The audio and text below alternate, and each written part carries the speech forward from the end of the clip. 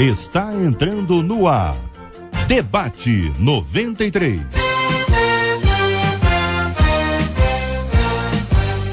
Realização 93 FM. Apresentação J.R. Vargas. Alô, meu irmão! Alô, minha irmã! Já chegou J.R. Vargas! Estamos de volta, começando aqui mais uma super edição do nosso Debate 93 de hoje, nesta segunda-feira, 31 de março de 2014. Que a bênção do Senhor esteja aí sobre a sua vida, sobre a sua casa, sobre a sua família, sobre o seu trabalho. Que a bênção do Senhor esteja com você, onde quer que você vá, onde quer que você esteja. Receba o carinhoso abraço em nome de toda a nossa equipe que já está aqui a postos para te atender, para te receber, para te ouvir. Você liga, você fala com o Debate 93. Fale com o Debate 93. 2461-0093. E-mail debate@radio93.com.br. Facebook Rádio 93 FM. Site www.radio93.com.br. JR diz aqui uma de nossas queridas ouvintes, aliás, um dos nossos queridos ouvintes, ele diz: por que não vemos muitas pregações sobre a salvação? Há de fato alguns temas menos presentes nos púlpitos, como o pecado, a cruz e a autonegação. Se o diálogo de Jesus com o jovem rico fosse hoje, as igrejas fariam o mesmo que o mestre? Há uma crise na pregação? Nossas igrejas estão mais imediatistas e menos bíblicas? Há diferença entre o que era pregado aos crentes antigos e aos de hoje? Que pensa você sobre este assunto?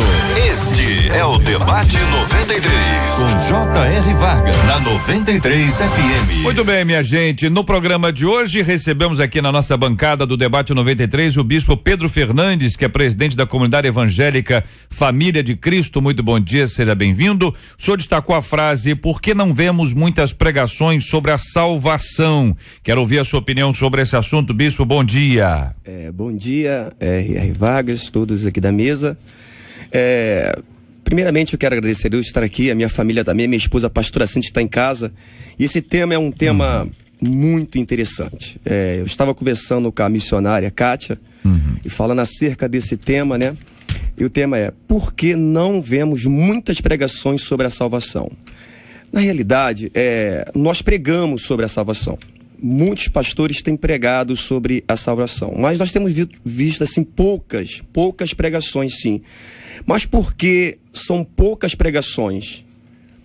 Por que são poucas pregações? Nós pregamos, mas são poucas. Porque o povo, na realidade, eu não quero ocupar o povo, né? Culpados somos nós pastores mesmo.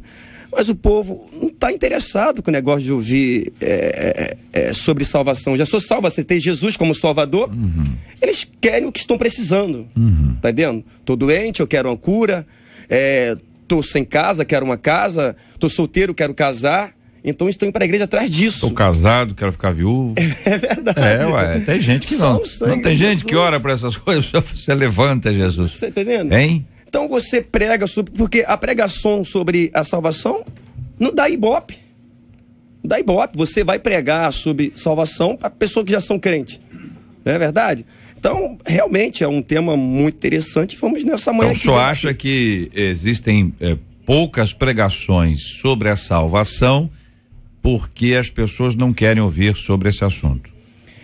É isso? Só para poder entender isso. A sua palavra. Porque a pessoa que aceita Jesus... Mas já está salvo. Eu já estou salvo. Eu tô salvo. Para que eu vou ouvir pregação sobre salvação? Essa reação que o senhor está ouvindo nas pessoas. A missionária Kátia Regina, foi citada, tem direito à palavra, gente. Citada, foi direito à réplica. Missionária Kátia Regina, bom dia, bem-vinda do Campo Missionário Atos dos Apóstolos. Nessa reflexão sobre esse assunto, a que conclusão você chegou, minha irmã? Muito bom dia a todos os irmãos, que o Senhor vem falar conosco nesse dia abençoado. A conclusão que eu chego é que esta JR é uma verdade. Quase não é pregado mais sobre salvação, e o porquê é algo muito interessante. Não só porque as pessoas não querem ouvir, mas também porque a liderança perdeu um pouco o foco da salvação. O princípio da palavra de Deus. Nós precisamos estar na terra para buscar aqueles que estão cativos, para trazê-lo até a presença do Senhor. E hoje nós vemos de tudo dentro das igrejas, né? São muitas ramificações dentro do cristianismo. Nós temos os tradicionais, os pentecostais, o neopentecostal, e cada um tem uma visão, cada um tem um foco. E assim, o foco principal está sendo colocado de lado. Então é algo preocupante. Nós precisamos nessa manhã, né, olhar isso com muito carinho e pedir a orientação do Senhor para que todos possam ter o mesmo foco. Entendi. Mas nem todos estão não pregando mais sobre a salvação. Existe muita gente ainda pregando sobre a salvação, e até algumas igrejas mais neopentecostais, as atuais, elas têm um momento de pregação de oferta, um momento de palavra e um momento que se fala somente de salvação. Então há uma divisão muito grande em relação a isso nas igrejas atualmente.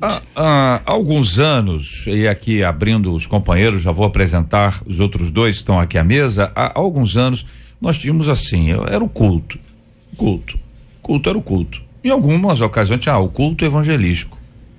E aí, a partir do tempo, a gente tem hoje um culto, isso já vem com tema, né? Esse é o culto tal, do tema tal, do tema tal, tema tal. Não vamos discutir se isso é bom ou se é ruim, porque não é exatamente o nosso foco hoje aqui, mas ao longo de muitos anos, a igreja evangélica, ela trazia no seu bojo uma frase: só Jesus Cristo salva.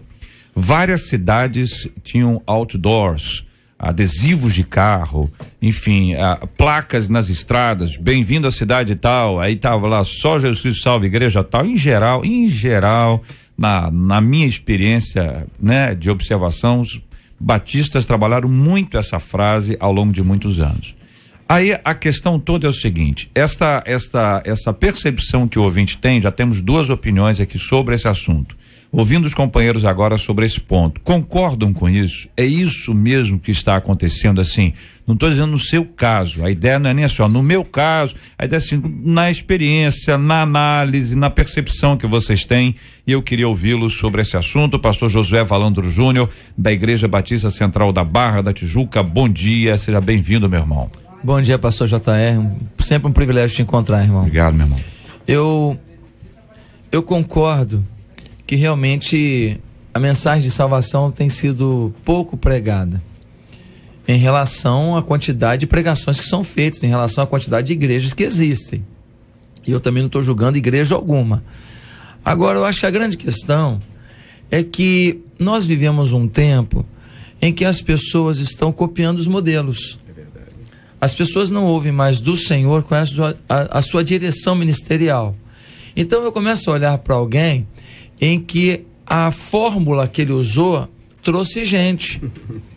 Então eu falo, puxa, esse camarada tá com programa na televisão, tá com programa no rádio, tem não sei quantas filiais que eles abriram. Então eu começo a copiar modelos que, entre aspas, deram certo.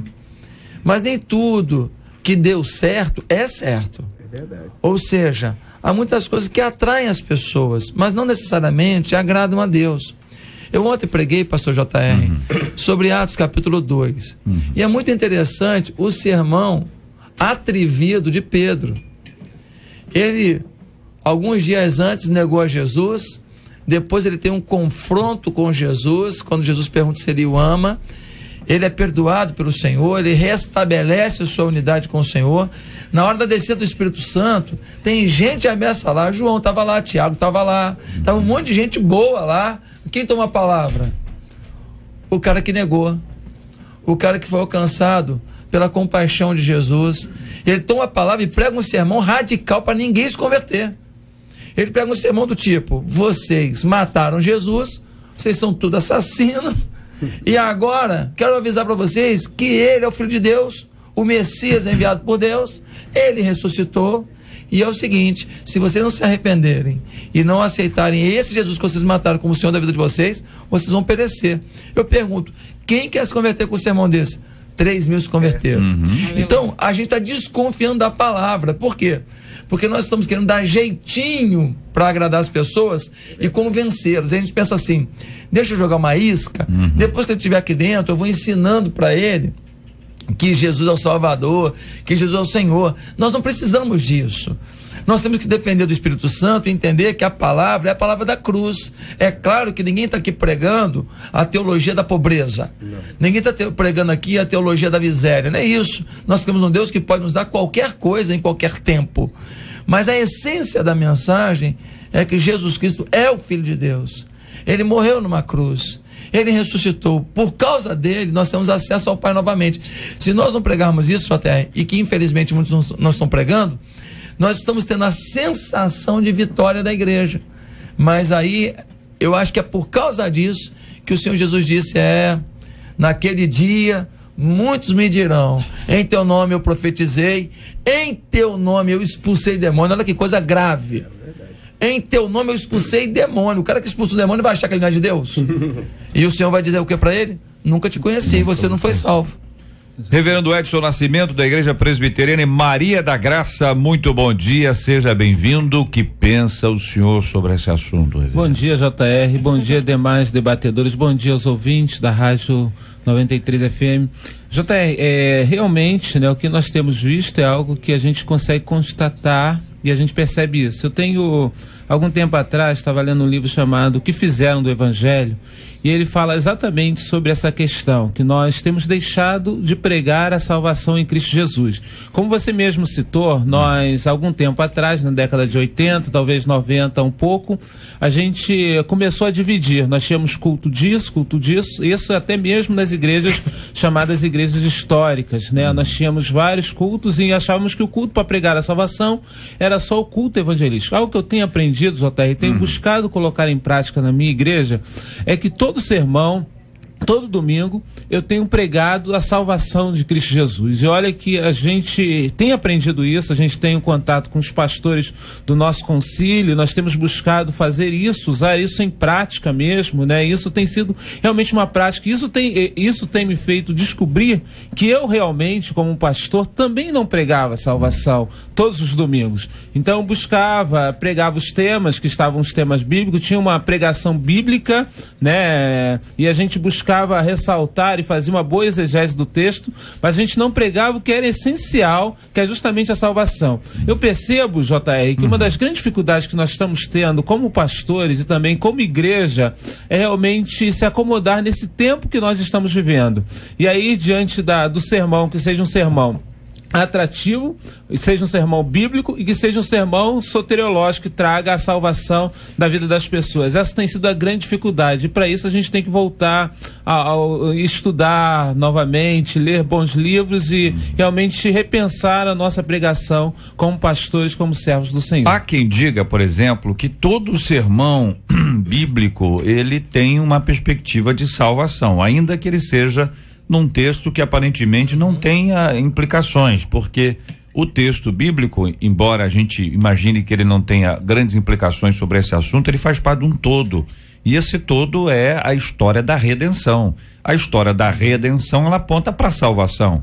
Sem a redenção não tem salvação, e sem a salvação a redenção não teria razão. A redenção é exatamente essa ideia. O cara está preso, vamos lá, vamos trazê-lo à liberdade, que é a experiência que Cristo nos traz. O ouvinte ainda continua dizendo, olha, de fato, alguns temas menos presentes nos púlpitos. O ouvinte pergunta, ele fala, por exemplo, pecado, né?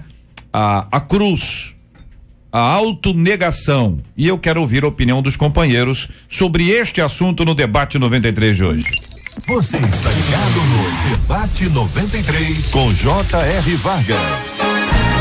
Pesquisa 93. Olha ela aí, minha gente. Marcela Bastos, muito bom dia. Bom dia, JR. Bom dia aos nossos ouvintes, aos nossos queridos debatedores. E a pesquisa hoje pergunta: você acha que as igrejas diminuíram o número de pregações sobre salvação? 67% dos nossos ouvintes afirmam que sim. por telefone. E pelo site, 83% dos nossos ouvintes também acreditam que sim. Muito bem, muito bem, muito bem. Você está bem? Passando bem hoje? Eu não entendi o que você tinha falado, agora que eu me toquei. Não, eu tô só observando aqui, como todos nós estamos observando. Dois microfones levantados, fechei os dois agora. Os dois eu pensei outra coisa. Ah, sim. Tá bom, é pré-férias é assim mesmo. Isso aí já tá com as viagens marcadas pro Caribe. Vamos começar amanhã a campanha para os nossos ouvintes. Onde está as duas pesquisas, 93, pela internet e por telefone. Mas muito bem. Pois não, pode apresentar. A caloura do dia, vai lá. Vai lá, caloura. Vanessa Rodrigues estará com a gente no Debate 93, amanhã do dia 1º ao dia 15. Muito bem, você estará? De férias. De férias. Os ouvintes vão nos ajudar a tentar te encontrar, né, Vanessa? Vamos tentar encontrar a Marcela por aí. Quem é que viu? E agora, o pessoal tá vendo, até o cara nem foi. O pessoal nem foi, a pessoa viu. O pessoal agora não tá brincadeira, não. Muito bem, Marcela, muito obrigado a você e a Vanessa Rodrigues. Estamos juntos aqui na 93 FM, minha gente. Esta é a Rádio do Povo de Deus. Na 93 FM, J.R. Vargas. E o Debate 93.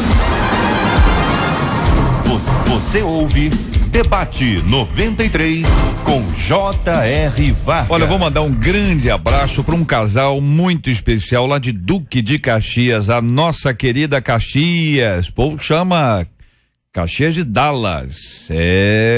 Nossa Caxias. Maria Augusta Alves e José Gomes de Sá, um casal maravilhoso, sempre acompanhando a gente aqui na 93 FM, participando de todos os nossos programas. Então, um grande beijo, minha gratidão e um abraço para os filhos queridos, para a família abençoada e a alegria de estarmos juntos aqui na 93 FM. De domingo a sexta, às 11 da manhã, Debate 93.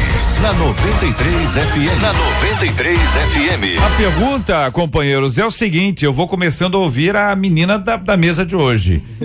Há de fato realmente alguns temas menos presentes nos púlpitos. O ouvinte dá 3 exemplos aqui, como o pecado, a cruz e a autonegação. Evidente que a pessoa, quando fala, ela está partindo da comunidade dela, não é? Mas num tempo em que a gente tem cultos transmitidos pela TV, pelo rádio, pela internet, a pessoa já pode ter um panorama um pouquinho mais amplo, né? E aí, missionária? Infelizmente, é de fato, né? Menos presente atualmente essas condições, nessas pregações dentro da igreja que se referem a pecado, a cruz, a autonegação. E a autonegação, por exemplo, é uma condição que o Senhor coloca para segui-lo, né? Quem quiser segui-lo tem que negar a si mesmo.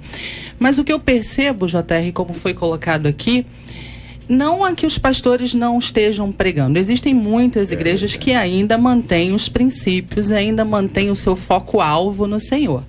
Mas existem muitas pessoas também que vão para as igrejas não para buscar o Senhor, mas para buscar o que o Senhor pode oferecer, para buscar revelação da parte do Senhor. E aí o que o pastor Josué colocou, existe muita gente copiando muita coisa. E tem líderes que querem ser bem-sucedidos, eles querem apenas ser bem-sucedidos. JR, é fato, estou falando isso aqui e me responsabilizo pelo que eu digo, não é a rádio que está dizendo, sou eu que estou dizendo. Tem pessoas que fazem de igrejas empresas atualmente e atraem pessoas para si, e existe até uma coisa muito triste no momento, que é o sincretismo religioso. Você vai para uma certa denominação e ali você encontra vela, você encontra rosa ungida, você encontra coisas ungidas, e é importante que o filho que é filha de Deus, que é aquele que vai para a casa do Senhor, como esse irmão que está preocupado com o pecado, com a cruz e com a autonegação, se ele coloca esse meio é porque ele está preocupado com a situação da igreja. É interessante que essas pessoas que têm essa preocupação, que elas busquem locais onde a verdade é pregada. Nós precisamos examinar a Escritura. Você que está nos ouvindo, você precisa examinar a Escritura. Você precisa saber se aquilo que está sendo pregado na sua congregação, de fato, está escrito na palavra de Deus. E aí, companheiros? Falava forte. Quer falar, pastor José? Pode falar, depois eu falo. Você disse uma coisa tão importante, a gente precisa frisar isso. Enquanto as pessoas estão preocupadas em vender uma ideia de vitória, de prosperidade, de tudo, esquecendo de tratar as minúcias do comportamento humano, o relacionamento com a família, a devoção a Deus, o amor à obra missionária, a paixão pelo perdido, tantas coisas, a Bíblia é tão ampla. Você falou a grande questão. A gente precisa entender que a história da Bíblia é a história da redenção. Tudo culmina em Cristo Jesus. O tema da Bíblia é a salvação. Então, eu falo na minha experiência particular, e provavelmente é a experiência dos pastores aqui também, eu posso pregar até sobre dízimo, meu irmão. Que no final, eu vou dizer algo sobre a salvação. E vou dizer que muita gente não vai entender o dízimo, porque ainda não tem a fé que vem de Jesus. E aí pronto, entra por esse caminho aí, e você fala da importância de ter uma experiência pessoal com Jesus. Não há dificuldade alguma de, em qualquer tema bíblico, você fazer uma ponte para esclarecer ao povo. E por mais que aquele povo já seja convertido, muitos ali, eles estão ouvindo um sermão sobre um tema bíblico em que você tem uma aplicação final salvífica. Isso não vai prejudicar em nada a qualidade da comunicação, isso não vai trazer a nenhum deles a tristeza, porque, puxa, de novo esse assunto. Não, muito pelo contrário.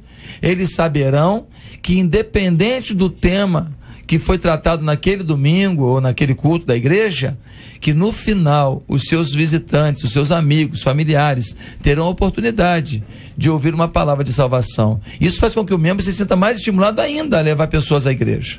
Eu acho que isso aí é uma grande dica a partir da palavra que o pastor JR nos trouxe. Exatamente. A gente sabe, a Bíblia, ela realmente tem esse propósito, ela aponta para a salvação, mas lamentavelmente, né, e a gente fala lamentavelmente porque isso acontece, a gente vê em função da questão das pesquisas, né? Nós, pastores, muitas vezes não estamos atentos a essas questões, né? E aí, entrando na questão que a gente falou, de temas que têm saído da base, daquilo que a gente fala, que é a questão do pecado, da autonegação, que são temas que mexem conosco, né? Que mexem com o povo em si, que faz com que a pessoa perceba que ela é ruim, que ela é pecadora. Então, isso talvez traz um mal-estar para algumas pessoas dentro da igreja. Então, nós, como pastores, precisamos ter coragem de pregar sobre esses temas e de entender que o poder é do Evangelho, não o nosso poder de persuadir as pessoas. É o Evangelho, é o Espírito Santo de Deus que vai tocar nas pessoas. As pessoas serão movidas pelo Espírito Santo do Senhor e não pelo meu poder de persuasão. Lamentavelmente, como disse a irmã, nós também temos passado por isso, essa questão de achar que o sucesso ministerial está na quantidade de pessoas, às vezes, que vão participar dos trabalhos, da quantidade de tapa nas costas que a gente ouve, que a gente tem pelas questões da pregação, foi muito linda, e a gente acha que esse é o sucesso. Mas, na realidade, o que a gente precisa entender que o sucesso do Evangelho é a proclamação da salvação de Cristo Jesus. E a salvação, ela traz a má notícia de mostrar que o homem é pecador, que o homem necessita de Cristo para transformar a sua vida, e por ele mesmo ele não vai aos céus. Então a gente precisa, como servos de Deus, ter essa coragem de proclamar o verdadeiro evangelho, o evangelho genuíno, o evangelho bíblico, o evangelho de forma completa. Ouvintes opinando sobre esse assunto, queridos, aqui um deles dizendo: não há desculpa para aqueles que fazem uso da Bíblia de forma superficial e simplista. Aquele que não interpreta a palavra da maneira correta não sabe aconselhar biblicamente, diz aqui um dos nossos queridos ouvintes. Eu vou tocar num ponto aqui e quero ouvi-los sobre esse assunto. A questão da formação pastoral, houve um tempo em que se pensava da seguinte forma: para que seja ordenado pastor ou pastora, enfim, é fundamental, é imprescindível que ele tenha uma formação teológica. Seminários nasceram por causa disso. Alguns com 3 anos, 4, com 5 anos, enfim. Os seminários existiam para isso. E ainda existem, evidentemente. Passado o tempo, houve uma outra interpretação. Para que adianta o cara ser formado teologicamente? A frase é correta, mas ela, colocada de maneira inadequada, ela gera conclusões inadequadas. Seminário não forma pastor. É verdade. É verdade. Mas aí criou-se o outro lado, então não precisa ir.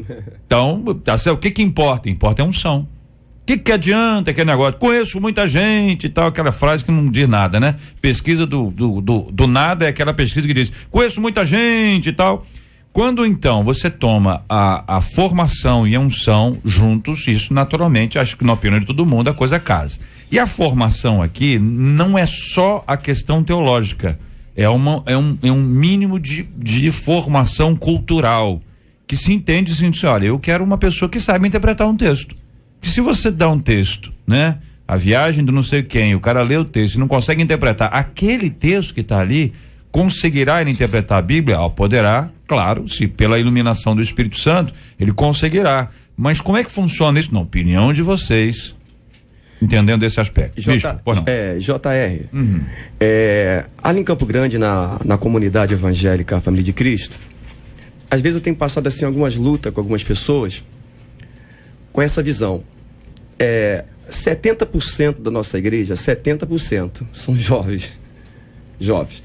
E se vocês for lá, vocês vão ver jovens no Ministério de Louvor, no Ministério de Dança e obreiros. E algumas pessoas, por não conhecer a comunidade, falam assim, essa igreja só tem música, mas tem a parte de louvor, que é mais ou menos inicia o culto domingo às 19 horas, 7h40, mas nós subimos ao altar e começamos a ministrar a palavra. Quase 2 horas, quase 1h30 de palavra. E depois nós fazemos o convite e as pessoas aceitam Jesus como Salvador. Então lá na nossa igreja nós temos escola bíblica dominical, aos domingos. Nós temos seminário, às segunda-feira, e temos curso de obreiro. Então você vê aqueles meninos tocando e dançando. Para eles estar dançando e tocando, eles têm que fazer a escola, eles têm que estar na escola bíblica dominical. E também faz seminário também. Eu consegui, através do Espírito Santo, colocar na mente deles. É muito importante eles crescerem na graça e no conhecimento. Hoje em dia, a maioria dos crentes não querem isso. Eles acham, como a missionária falou, eles querem saber de revelação, esquecendo que a verdadeira profecia é a palavra de Deus. É a palavra que vai libertar as pessoas. É a palavra que vai fazer o crente crescer numa revelação. Tá entendendo? E qual é o maior milagre? O maior milagre não é um paralítico andar, não é um cego enxergar, não é uma pessoa está com câncer e ser curado, não. O maior milagre é o milagre da regeneração, onde a pessoa aceita Jesus como único e suficiente Salvador. E nós aprendemos isso aonde? Na escola bíblica dominical, no seminário, onde passamos essa visão para outras. Exatamente. JR, o que nós temos, né? Nós vivemos em questões de crise, né? E essa é uma crise antiga, e eu me lembro que lá no seminário onde eu estudei, a gente cantava, tinha algumas músicas que eram músicas colocadas, e uma delas era que não precisa estudar teologia, né? Porque todo crente é pregador. E essa era uma música que a gente cantava até zombando, a gente mesmo dentro da questão do seminário em si. Uma ironia. Exatamente. Né? Então a gente cantava essa música, mas a questão que a gente percebe é que, lamentavelmente, algumas pessoas estudaram e permitiram com que a ciência fosse muito mais forte do que a sua vida devocional. Algumas pessoas estudaram e se afastaram da fé evangélica, afastaram do cristianismo em si, né? Nós temos buscado ter uma relação com o Senhor, e eu falo nós, porque nós temos um grupo de ministros que a gente tem buscado ter um tempo mais de oração juntos, a gente tem buscado compartilhando a fé um com o outro, tem buscado ter esse tempo maior, né? Porque a gente entende que não é só importante a gente ter a formação teológica, é importante que a gente tenha relação com Deus. Então isso é importante, porque nós somos pastores, nós somos servos do Senhor, então nós precisamos orientar as pessoas. Então nós não só nos debruçamos na formação teológica, mas também estamos buscando a ter cada vez mais a unção do Senhor.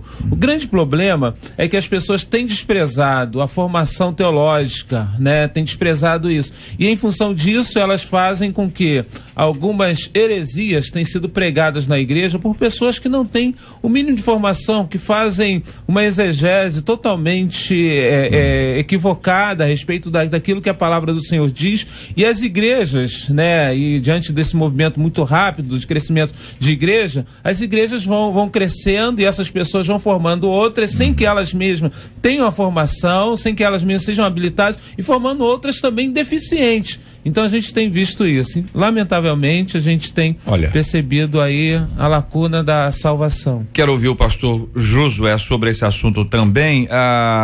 Eu já ouvi muitas vezes pessoas dizerem o seguinte: dizem que a teologia é fria, né? Eu tenho uma impressão sobre esse assunto, que frio é o teólogo, miserável do teólogo, entendeu? A teologia não é fria, é ou não é? A teologia é quente, rapaz. Quem estuda teologia, a teologia é quente, ela tem um fogo ali, entendeu? O teólogo, rapaz, tem teólogo aí que só, hein? Só a graça. Oi, bom dia. Pastor Josué. A gente tem dois extremos. Um extremo é a gente achar que seminário forma um pastor. E a gente ignora a participação da igreja no processo formador de um pastor. O outro extremo é a gente pegar as pessoas e, porque a pessoa é jeitosinha, fala direitinho e tal, a gente bota a mão na cabeça.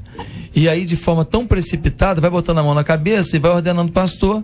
E aí a gente fica com um problemão, porque essas pessoas que estão sendo ordenadas de forma irresponsável, eles daqui a pouco não estarão naquele ministério, porque o ministério assim vai ruir, o relacionamento vai ruir, porque fica muito cacique para pouco índio, e muita gente que não tem preparo espiritual para aquilo, e ele não se encaixa em igreja nenhuma mais, porque ele vai para outra igreja e ele quer ser o que é lá na outra igreja? Pastor, mas quando ele chega na outra igreja, ele chega lá membro, ele não chega lá pastor. Ele tem um título, eu não tiro o título de ninguém, mas o exercício pastoral dele, ele vai ter que provar naquela igreja.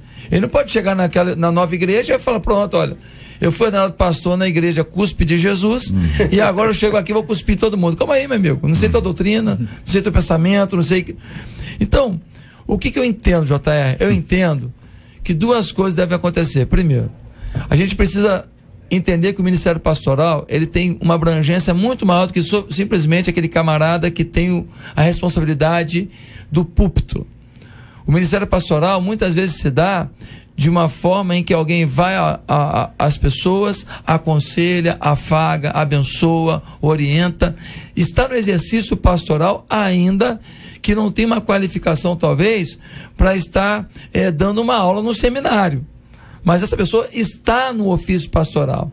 E nós, em nossa igreja, conseguimos compreender muito bem isso. Então a pessoa vai caminhando na visão da igreja e chega a um ponto em que ela está cuidando de tantas pessoas, ela já provou que sabe aconselhar, sabe caminhar, sabe engolir sapo, sabe muitas vezes ser traída por um comportamento, e então aquela pessoa pode ser consagrada como um pastor local. Mas isto não significa que ela está apta, por exemplo, a uma congregação que a gente abre a ser pastor daquela igreja. Para isso, para a presidência pastoral de uma igreja, eu entendo que é muito importante uma formação teológica. Por quê? Porque senão qualquer vento de doutrina, chegando através de uma pessoa que tem veemência nas palavras, pode engolir esse pastor. E é o que a gente vê por aí. Inclusive, hoje tem tanto seminário, o pastor tem um dele na igreja dele. Por exemplo, um membro da minha igreja, fazer um seminário na igreja do lado, pode ser um problema. Porque um detalhe da doutrina daquela outra igreja pode não bater com a doutrina da nossa igreja. E a falta até de amor de um irmão insistir nisso. Porque se ele está aliançado com uma teologia, com um princípio doutrinário, ele deve seguir a orientação do seu pastor. Pastor, que seminário eu devo fazer? Então, eu creio que não é o seminário que forma o pastor. A igreja tem que formar pastores, e na nossa igreja nós formamos pastores. Eu tenho alguns que nós temos formado. Agora o segundo passo, sabe o que está acontecendo? Eles estão indo para o seminário para buscar formação teológica. Mas função pastoral ele já tem. A missão, o chamado pastoral já está evidente. Tem que ser por essa ordem mesmo. O cara tem que dar evidência do chamado para depois ir para o seminário. Alguns vão para o seminário e voltam, e as pessoas têm que dizer só, então né?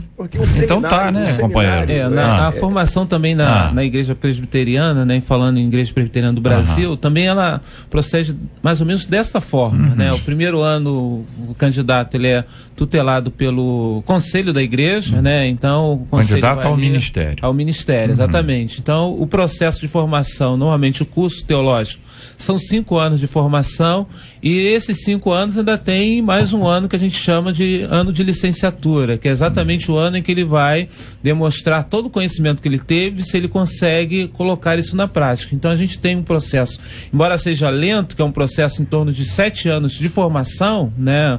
Esse processo todo, ele supervisionado não só pela igreja, mas também pelos presbitérios em que ele está inserido, né? Mas é um tempo que a gente acredita que é um tempo que leva para que ele realmente perceba se é isso mesmo que Deus o chamou, para que ele esteja ali cumprindo. O apressado faz a conta, peraí, 2014, né? 7 anos, tem que ser, é chamado, né? Ouvinte do Fonseca dizendo, concordo com a ouvinte, vou além, quando vejo uma igreja muito luxuosa, para mim é sinal de que a preocupação dela não é com as almas que estão se perdendo, diz aqui um dos nossos queridos ouvintes. É uma questão de opinião, não é? Opinião do ouvinte. Isso é opinião, não é isso? Porque o que acontece, JR, poxa, nós servimos a um Deus que é dono do ouro e da prata. Nas nossas igrejas tem pessoas que são fiel com seus dízimos e oferta. Queridos, Jesus está voltando para buscar a sua igreja. Eu vou fazer o que com dízimos e oferta? Vou colocar no banco? Vai ficar para quem? Eu tenho que investir no ministério, na igreja, no campo missionário. Tá entendendo? Então, por que não dar um conforto melhor para os membros, se eles são fiel com dízimos e oferta? Exatamente. Tá entendendo? Então, você vai no centro de Macumba, você vê tanta coisa aí na igreja evangélica que você vai ver. Uma certa vez, eu não estou aqui criticando, fui pregar numa igreja, sangue de Jesus tem poder, o microfone só a graça. Sabe? Quer dizer, não tem um microfone bom, não tem... Peraí, então eu ouvinte, peraí. Se a pessoa está dizimando, está ofertando, o pastor tem que se investir na igreja, deixar realmente um conforto para os membros e também investir no campo missionário. Não sei o que o ouvinte chama de luxuoso, né? Porque para uma pessoa que tem uma vida muito simples, um pouquinho mais já é luxuoso. Exatamente. Agora tem realmente, pode existir em algum lugar do mundo, do planeta Terra. Isso é o que é grande, né? Costuma ser grande o planeta. Dizem que é uma ervilha, né? De vez em quando você encontra. Diz que o mundo todo é formado por 12 pessoas, entendeu? Você encontra essas pessoas no mundo inteiro. O mundo é uma ervilha. Então, nessa grande ervilha aí que é o planeta Terra, pode ser que existam igrejas que focaram nesta área. E aí a palavra é simples, né? Você tem 3 filhos, certo? Aí você vai alimentar os 3 filhos, investir na formação deles, ou você vai deixar os seus filhos mal alimentados, deixar fora da... Quanto custa a escola? Vamos fazer a conta. Olha, isso aqui custa 500, aquele 500 que é 1.500. A televisão dá o que estão. Vamos comprar a televisão, deixar eles sem a escola. Entendeu? A gente compra a televisão esse mês que vem a gente vai comprando e deixa os meninos sem escola. É essa análise que eventualmente uma pessoa faz. Olha, estão investindo muito em uma área, deixando de investir em outra área. Esse o cuidado, é o zelo que precisa ter e a transparência. Se você discorda, dialogue sobre esse assunto com a liderança, né? O que acontece? Por exemplo, tô falando de mim, né? Nós começamos a... Não, mas estou dizendo, pastorzão, é o seguinte, bispo, desculpa, no sentido bem amplo disso, entendeu? É aquele entendimento de que talvez o ouvinte, ao avaliar isso, diz assim, olha, eu acho que estão investindo muito em uma área e não em outra. De repente está acontecendo na igreja dele. E às vezes não sabe, sabe que estão investindo nessa ou naquela outra área.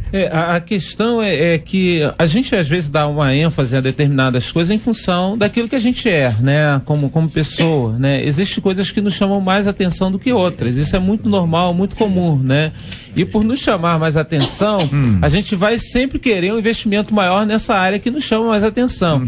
Então eu penso, se Deus está colocando essa ouvinte, ela está percebendo alguma coisa dentro dessa área que precisa de investimento maior, ela seja um instrumento de Deus nesta área para que haja um investimento maior nesta área. Porque eu penso que uma grande dificuldade da igreja, a igreja precisa pensar a respeito disso, é de repartir e de ver qual seria as ênfases com relação ao investimento. A pergunta que faz o nosso querido ouvinte: há uma crise na pregação? Eu quero ouvir os companheiros aqui sobre esse assunto. Antes, lendo aqui opiniões dos nossos ouvintes de Irajá, dizendo: eu faço curso de teologia para melhorar meu conhecimento da palavra.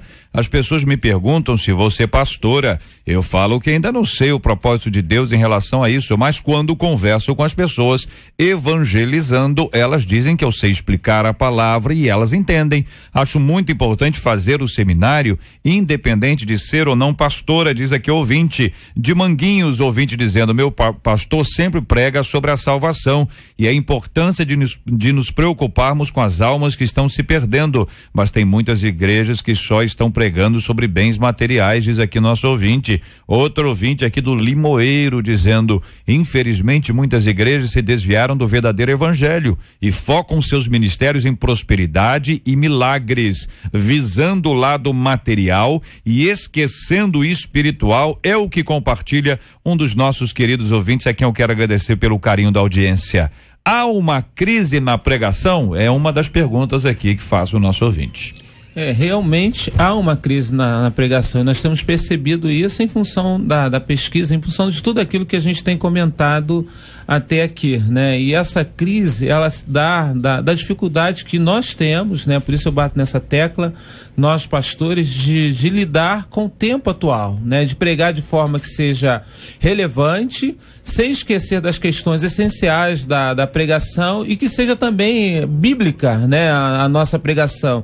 Então, nós temos tido dificuldades com relação a essa questão da pregação em si. Nós, de uma forma geral, temos tido, e aí forma a questão da crise, porque o que as pessoas desejam não é o que a gente vai pregar. Isso normalmente é o que acontece. As pessoas desejam ouvir, não é o que a gente vai pregar. Então a gente tem esse desafio de pregar o que Deus nos manda pregar, de forma em que seja atrativo para que as pessoas ouçam e entendam aquilo que Deus quer para a vida delas. Eu acho que não há crise na pregação. Eu acho que sim, há crise no pregador em algumas igrejas, porque o que acontece? A pregação, como o pastor o pastor Josué falando aqui, sabe, acerca da pregação, tem muitos pregadores, como nós pregamos na nossa igreja, sobre salvação. Agora, alguns pregadores e algumas igrejas não pregam mais sobre isso. Não prega. Foi como a missionária falou, o senhor também falou, o pastor aqui falou. Então, eu quero ir embora, porque era minha igreja cheia.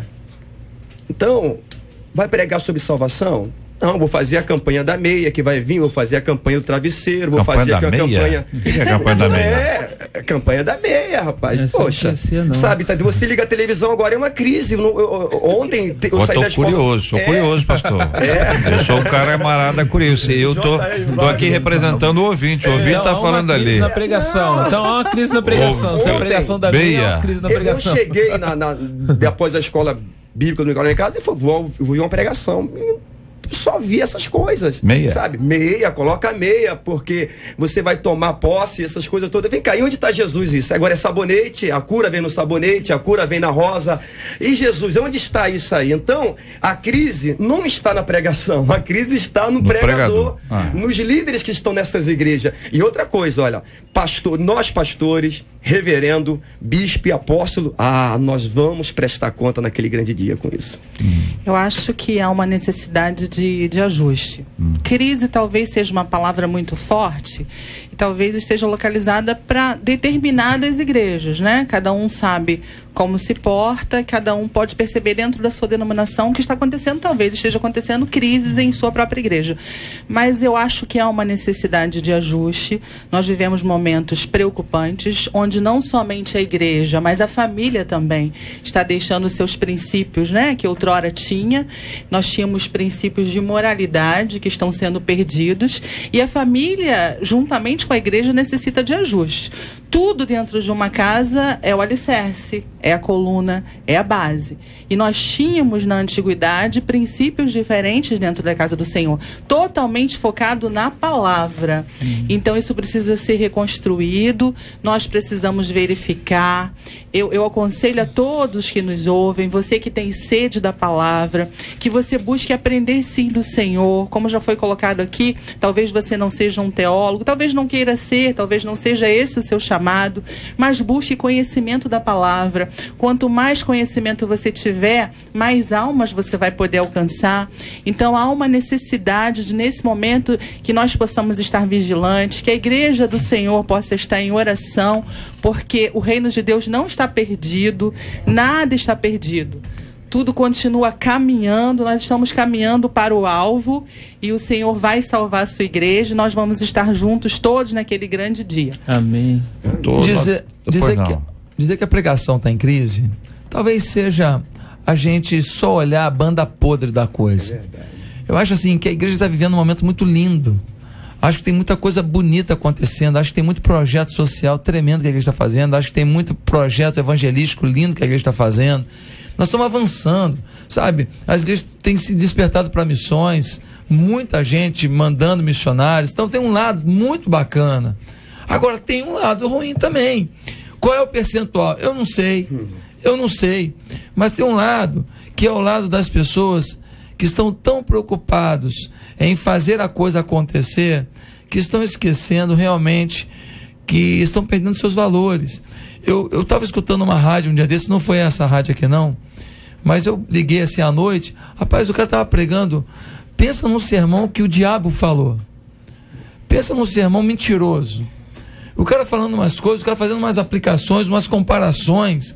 O cara pega uma coisa do dia a dia, assim, e faz uma aplicação. Mas calma aí, nem todo ditado popular é uma afirmação bíblica não, irmão. Verdade. Nem todo paralelo da vida, todo paralelo existencial pode ser aplicado a um princípio teológico, não.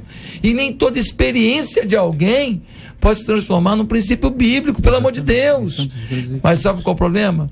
O problema é que nós estamos tendo muita gente sem formação bíblica legal, e o seminário como as igrejas estão fazendo, nós devemos ter um cuidado, porque podemos fazer seminários tão voltados apenas para o nosso foco e nosso objetivo, que não tem uma teologia um pouco mais abrangente, que dê a essas pessoas fundamento para a hora da interpretação bíblica. Quero dizer aos nossos amados ouvintes que reflexões como essas estão acontecendo há muitos e muitos anos. Ela não é nova, não. Sobre pregação, conteúdo, formação teológica, ela nos antecede muito.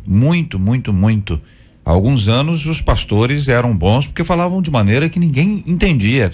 Rapaz, que mensagem, hein? Que palavra foi aquela? Que cultura.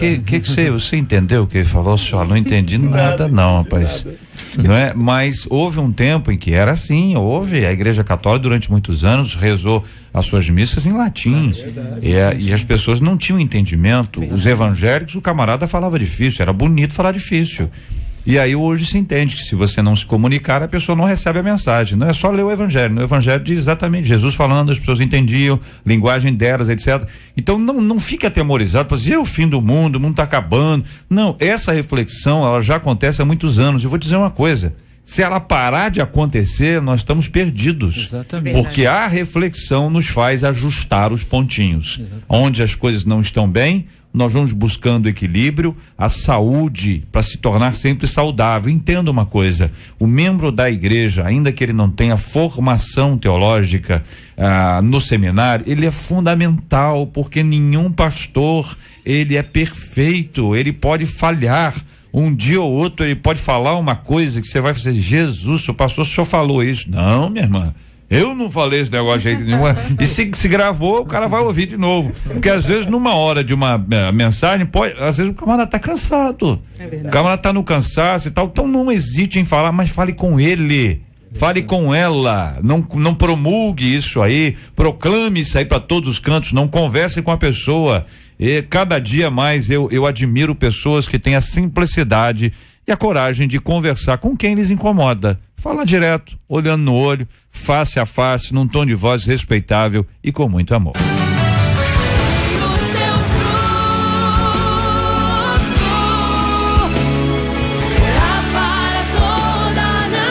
As notícias mais importantes da manhã no Debate 93. Após uma ocupação rápida que não levou mais de 15 minutos, o Complexo da Maré foi dominado por tropas militares neste domingo. Mais de 1.100 homens participaram da ação. Não houve confronto, mas numa briga entre grupos rivais, durante o dia, um jovem foi morto e outros 2 feridos. A mãe da vítima questionou onde estava o efetivo de segurança que não impediu a confusão. Hoje o complexo amanheceu sem registro de problemas e a prefeitura realiza uma força-tarefa para limpar a região. Nesta segunda-feira, completam 50 anos do início do golpe militar no país. Foram assassinatos cruéis, prisões arbitrárias, filhos vendo os pais sendo sequestrados de dentro dos quartos, cidadãos castigados apenas por discordarem do regime militar, e tantos outros crimes cometidos em nome da covardia e de uma ditadura. Cientistas que acompanham as mudanças climáticas divulgaram o segundo capítulo de um relatório sobre o clima global. Eles concluíram que são altamente confiáveis as previsões de que danos residuais ocorram em diferentes partes do planeta na segunda metade deste século. E isso vai acontecer mesmo se houver drástica redução de emissões de gases de efeito estufa. O estudo aponta ainda que a população pobre, principalmente de países tropicais como o Brasil, vai ser a mais afetada por situações de seca e inundação, com risco grave de falta de alimentos. Vamos ouvir a opinião dos nossos companheiros aqui sobre as notícias mais importantes da manhã. Missionária Kátia, ouvindo a sua opinião aqui sobre essa ocupação rápida, como sempre acontece, 15 minutos, um fenômeno. É verdade. Eu acho muito bom que a Maré tenha sido ocupada pelas tropas militares e acho lamentável que as tropas militares só possam, interagir em caso de ordem pública ou em caso de fronteiras. É lamentável, porque nós precisaríamos sim sempre das tropas militares. Mas o que me preocupa nessa questão, JR, é essa evidência, a Maré, talvez devido à Copa, o secretário de Segurança disse que não é devido à Copa do Mundo, que é necessidade, mas há uma necessidade na Maré e há uma necessidade no Alemão também. Eu li hoje pela manhã, não sei se foi ontem ou se foi hoje pela manhã ou se foi pela madrugada, que 2 policiais foram feridos no Alemão novamente. Então, assim, Nova são Brasília. vários policiais. Então, por que dar ênfase à Maré e não dar ênfase ao que está em crise? Nós estávamos falando de crise, mas o Alemão está em crise. Tá vendo, Edson? Eu gostaria de tirar o chapéu, para o poder público, Eu tenho visto, eu sou oriundo da comunidade lá do Complexo do Alemão, E às vezes que eu tenho ido lá visitar, eu tenho percebido como a entrada das Forças Armadas, a polícia em si, melhorou o local lá, E a Maré também é uma expectativa. E a Maré, essa questão de ser militar é porque precisa de algo mais estratégico. Talvez por isso tenha sido a última a ser ocupada pelo poder público, Então a gente tem visto entrada a questão da facilitação com a questão do colégio em si. Eu estava ouvindo hoje pela manhã uma reportagem que dizia que as pessoas vão mais frequentar a escola, porque algumas pessoas têm dificuldade de transitar a escola porque a violência é muito grande. A gente percebe algumas ocorrências nas comunidades que foram pacificadas, mas as ocorrências são muito pequenas em relação ao momento quando elas não eram pacificadas, Então, há uma melhora de qualidade de vida das pessoas da comunidade, as pessoas pobres, elas têm uma vida realmente muito melhor, e a gente vê também a ação da igreja, ela fica muito mais facilitada nesses lugares. Muito bem, o Bispo Pedro, a sua opinião sobre a segunda nota, a notícia aqui que nos dá conta que estamos completando hoje 50 anos do início do golpe militar no país nesse 31 de março. Graças a Deus, eu tenho 42 anos, Era criança ainda quando os militares estavam aí no poder. Mas hoje nós estamos vivendo num país livre, onde nós podemos falar o que pensamos, Podemos ir para onde assim o Senhor nos dá direção. E aqui está falando aqui assim, covardia, uma ditadura, o que acontece hoje em dia, tanta violência, os crimes que estão acontecendo no país, eu vejo isso aí como... Sabe, a Bíblia fala sobre o pecado, a iniquidade e tudo isso, e está se multiplicando. Então o amor, está faltando amor no ser humano. Então essa violência toda é falta de amor. É falta de amor. Nós estamos vivendo num país livre, você pode andar para qualquer lugar. Então isso aí, graças a Deus, acabou. Estamos no país livre, graças a Deus. E não podemos de jeito algum voltar. Tem gente que quer voltar, tem gente que quer que volta. Tá aí a palavra do Bispo Pedro sobre esse assunto, pastor Josué. A questão da liberdade, eu acho que a gente deve, inclusive, ter um debate só sobre isso um dia, porque eu acho que essa liberdade está sendo cerceada a cada dia. Você falar certas coisas hoje, você é acusado de homofóbico, você é acusado disso, aquilo, você não tem mais direito de expressão. Então, é bom a gente pensar sobre isso. Não, e quando a gente militar, e quando os 50 anos do golpe militar acontecem e a gente começa a ouvir agora várias camadas da sociedade dizendo: militares, voltem, a gente começa a ficar preocupado, porque muita gente não sabe o que foi o que foi o controle militar. Agora, porque nós estamos com outro problema, nós não podemos também voltar para um primeiro. A gente não estuda história, a gente não sabe a história do nosso país, a gente não sabe o que foi o golpe militar, a gente não sabe quantas pessoas foram massacradas, foram humilhadas. Por outro lado, fico muito preocupado com o rumo do nosso país, porque eu estou vendo, bem, talvez eu não seja a melhor pessoa para avaliar, mas o rumo que a gente está indo, nós estamos indo no caminho da Venezuela. Nós estamos no caminho da Venezuela. Se você olhar hoje, você vai ver que 4, talvez 5, mas 4 com certeza, membros do Supremo Tribunal Federal, eles não são juízes, eles são advogados de defesa. E eles defendem um partido que eles apreciam. Não estou aqui falando mal de partido, não. Não tem partido, não. Mas eles estão em defesa de um partido. Isso é muito preocupante quando um membro de um Supremo Tribunal, ele não está ali para julgar, mas para defender. Quem tem que fazer defesa é o meu advogado de defesa. Eu contrato o advogado, ele vai procurar na lei alguma brecha para me defender. Agora o juiz não. Ele lê a lei e ele julga a causa. Então, gente, nós precisamos orar, pedir a Deus. Olha, 50 anos do golpe militar. Hora de repensarmos para onde está indo a nossa nação. Essa eleição é decisiva. Muito bem, vamos lembrar sempre, muito importante a palavra sobre estudar a história. Cada dia que se passa, mais livros são produzidos. Evidentemente, a gente sabe que as observações são diferentes. Você pode ler até 2 livros, são completamente diferentes. Um conta uma perspectiva, outro outra perspectiva, faz parte do processo de comunicação. E eu tenho a impressão que muitos dos militares do topo hoje, se entrevistados, sinceramente entrevistados, assim, olha, você acha que seria uma boa ideia? Acho que a maioria ia dizer, se Deus me livre e guarde. Entendeu? A maioria ia dizer, Deus me livre e guarde, porque não são os mesmos militares de 50 anos. As pessoas mudaram, o país mudou, entendeu? Mas acredito muito mesmo que esses caras hoje vão dizer assim, olha, não é por aí. Diferente da perspectiva. Agora, a questão da Venezuela, nós precisamos estar atentos a isso aí, porque o que tem de ex-presidente e presidente em exercício fazendo campanha pró-presidente da Venezuela, que trata as pessoas do jeito que estamos vendo lá. Faça uma pesquisa. Você entende um tiquinho de espanhol? Entendeu? Buenos dias, senhor, entendeu? Hasta la vista, baby. Você pode ler, porque tem muita coisa produzida por venezuelanos que estão na Venezuela, não é venezuelano, venezuelanos estão na Venezuela, que descrevem como um diário as coisas que estão acontecendo lá. E a 93 FM vai estar participando de um processo como esse, muito especial, os nossos ouvintes vão acompanhar. Quero agradecer a opinião dos companheiros aqui nas notícias mais importantes da manhã.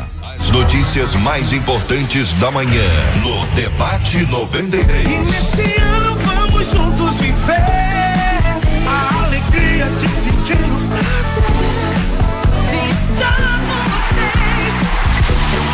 A 93. Pesquisa 93. Resultado final da nossa pesquisa 93 de hoje. Então, JR, 72% dos nossos ouvintes encerraram por telefone dizendo que acham que as igrejas diminuíram o número de pregações sobre a salvação, sim. E pelo nosso site, 84% dos nossos ouvintes também pensam da mesma forma. Muito bem. E por que você disse que o Raul Gil mandou um abraço pro reverendo Edson? Eu falei isso? Ué, foi o que eu entendi aqui, porque ele falou que ele tira o chapéu. Hein? O Raul chamou. Aí já é o do banquinho. Hein? Do banquinho, ele tira o chapéu. Eu cantei. Como todos entendem. Eu cantei a música de um quadro, mas esse é de outro quadro. Pra ver como eu tô ligado no. Esse é o do banquinho. Aliás, falar em Raul Gil, eu mandar um abraço carinhoso para o nosso querido ouvinte José Messias, sempre acompanhando o nosso Júnior. Ô, Júnior, obrigado, querido. Deus te abençoe sempre. Tá. Então. Sim. Tá mas bom. todos Olha entenderam, JR, viu? Como todo mundo entendeu a questão de tirar o chapéu, tira né? o chapéu, isso aí. Eternizou, né? Sim. Porque o chapéu está voltando à moda hoje. É mesmo? Né? Exatamente. O senhor entende desse assunto? O senhor entende desse assunto, então? Então o senhor agora, peraí, não, você falou, agora eu vou zoar, né? Vou perder a chance. Quer dizer que o senhor agora é especialista em moda também. O senhor fez curso de senhor estilista, alguma coisa assim, personal style? bailes, assim. Esse bigode tá na moda, hein? Respeita o moço, Marcelo. É homem, ó. Hein? Que é isso, hein? Não, mas chapéu tá na moda, vai lá. Chapéu tá na moda. É verdade, a voltou Marcela tanto voltou. pra homem quanto pra mulher. Exatamente. A gente já tem Agora visto... de repente vai dar uma mudada no estilo do chapéu por causa do período que a gente tá entrando, né? Já entramos, outono e inverno, mas usou-se muito agora no período do verão, inclusive nesse verão atípico que a gente teve aqui. Então, né? um chapéu, em geral, é um chapéu claro. É um chapéu leve. É um chapéu. Para o verão. Que não é um chapéu Panamá? Ou é um chapéu Panamá? Mas depende, se você quiser usar não, um Panamá. Tô perguntando. Não, estilo Não, Panamá. Panamá. Não. Estilo Panamá, o Panamá é feito em Campinas. Interessante, né? O chapéu Panamá é feito em Campinas. Eu ouvi uma história interessantíssima. Disse o camarada o seguinte. Nós estamos falando sobre o quê mesmo? Qual é o assunto, né? Diz o camarada o seguinte, o camarada tinha um sonho, o sonho da vida dele é ter um chapéu. É um sonho da vida dele. Queria ter um chapéu, e não tinha dinheiro. Trabalhava com leite, entendeu? Tirando o leite da vaca e vendia o leite. Aí numa daquelas idas e vindas, ele teve uma ideia de botar água no leite. Falar em leite, hein? Que faz, hein? Que faz, hein, meu amigo? Aí pegou o leite, foi colocando leite assim, foi botando um pouquinho de água todo dia, né? E aí, no final do mês, né, com o lucro, ele foi lá e comprou o chapéu que ele sonhava. Botou leite lá, rapaz. Esse botou leite, outro botou formol, né? Esse aí botou leite, né? Aí ele foi lá na loja, aí foi lá na loja, rapaz, comprou aquele chapéu, O camarada tava achando, tava arrebentando. Ele sentia seu próprio Bandeiras, assim, fazendo zorro, entendeu? Chapelão e tal. Ele olhou assim e tal, e saiu, e aí foi embora, né? Foi atravessar uma ponte. Atravessou uma ponte bonita, vistosa, um rio cheio, bonito, e naquele dia tava dando um vento forte. Logo que atravessou a ponte assim, veio um vento de baixo para cima, levantou o chapéu dele, não conseguiu nem alcançar, aí ele só foi vendo o chapéu aterrissar na água, sabe aquele aterrissagem leva? Quando ele olhou, aterrissou, e ele foi vendo o chapéu dele indo embora. Aí ele disse assim, a água trouxe. Água levou. Ô Marcela, deixa eu me despedir de você. Você então está indo agora, já embarca hoje? Ou não? Embarca hoje? Depende pra onde você tá dizendo que eu vou embarcar. A Rosane, eu tenho certeza que sabe, porque a Rosane faz viagem para o mundo inteiro. Entra de férias hoje. Ué, meu Deus do céu, meus irmãos. Olha aí. Meus irmãos, eu queria entender essa matemática aí, porque algumas pessoas têm 30 dias e se transformam em 5. Outros têm 30 que se transformam. Deve ser, tá na minha cota. Hein, bispa? Fala aqui. Não toca nesse assunto. Me chama de bispa. Olha só, eu vou viajar com a Marcela, porque ela vai pagar tudo, né? Olha aí eu convidei de viajar com ela, porque ela vai pagar. Um dos maiores salários da 93 FM. Olha, uma loucura. Esse salário é uma Fala, loucura. eu recebo. Aí, tá vendo? É isso que eu falo. Eu falo, a pessoa confirma no ar. Marcela, bom descanso. Que você descanse bem, entendeu? Que você tenha tempos agradabilíssimos e que você volte animadíssima. Volta animadíssima para o Louvorzão da 93. Louvorzão, nós vamos estar no Louvorzão da 93 no dia 18. Maravilha. Obrigado, Marcela. Este é o Debate 93 com J.R. Vargas na 93 FM. Ouvinte dizendo, olha, sempre tive certeza do meu amor pelo meu marido. Ponto. Mas não é final. A história continua. Deu ruim aqui, hein? O problema é que agora uma pessoa do passado meio que ressuscitou. Quando ainda era pequeno, me apaixonei por um rapaz. Apesar da intensidade do que senti, jamais tivemos nada. Os anos passaram, vivi minha vida normalmente, casei, tive um filho lindo e agora esse homem volta do passado para me assombrar. Só de olhar para ele, o meu coração bate loucamente, diz a ouvinte. Como pode um sentimento resistir tanto tempo, hein? Será que o problema está no fato de nunca termos namorado? É possível amar duas pessoas ao mesmo tempo? Por outro lado, hein? Estou sendo infiel ao meu marido quando fico nervosa com a presença de outro homem. Como superar os sonhos românticos de menina que agora podem acabar com o meu casamento? Meu Deus.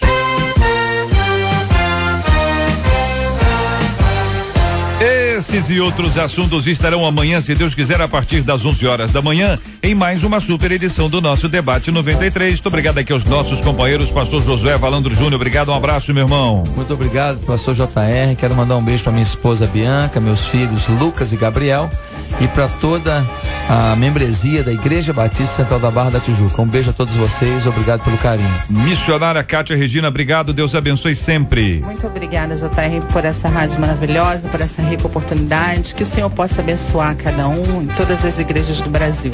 Benção puríssima, reverendo Edson, um grande abraço. Eu que agradeço, JR. Eu gostaria de mandar um abraço muito especial para a Igreja Presbiteriana de Maria da Graça, para todo o povo ali, para minha querida esposa Sônia, para as minhas filhas Andréia, Ellen e Ana Carolina. E eu gostaria de também, JR, mandar um abraço para os pastores. Olha. Nós estaremos saindo, nos retirando, a partir de quarta-feira, estaremos 2 dias de oração, de leitura da palavra. Estaremos lá sendo ministrado pelo pastor Pesini, né? Então teremos ali momentos bastante agradáveis. Então os pastores do Presbitério de Guanabara estaremos lá nesta quarta-feira. Bispo Pedro, obrigado, um abraço. Obrigado, JR, é um prazer estar aqui. Quero mandar um abraço, um beijo à minha esposa, a pastora Cintia, meus filhos Tiago e Thierry também, e toda a membresia da comunidade evangélica Família de Cristo. Maravilha. Um beijo no coração. Quero agradecer o carinho dos companheiros aqui, agradecendo também a nossa equipe, a Marcela, a Luciana, a Letícia, Fabiano, Jair, Juliano, Lucas, Vanese e a nossa Kátia Regina, a popularíssima Catita. Quero lembrar a vocês, queridos companheiros e ouvintes, que hoje é aniversário do Jair Cardoso. Jair Cardoso é o nosso produtor, é uma fera. Eu costumo chamá-lo de fenômeno. El fenômeno, fenômeno. Isso na Venezuela direto. O pessoal fala direto. Jair é fenômeno. E o Jair completa hoje mais um ano de vida e nós somos muito agradecidos a Deus pela vida dele. Ele tem sido uma bênção profissional em nosso meio, uma bênção espiritual também. É um compositor, é um cantor, tem um ministério da adoração, uma figura maravilhosa. E nós queremos agradecer a Deus pela vida dele, que hoje completa mais um ano de vida. Jair é alvo das orações do povo de Deus, nós por ele vamos orar, nós o chamamos carinhosamente de índio, porque o Jair é índio, gente, ele nasceu na tribo, é um fenômeno, entendeu? Porque realmente é uma experiência maravilhosa de vida que ele tem, e é um índio sensacional, que nós agradecemos muito a Deus pela vida dele, por isso que para nós hoje é o dia do índio também.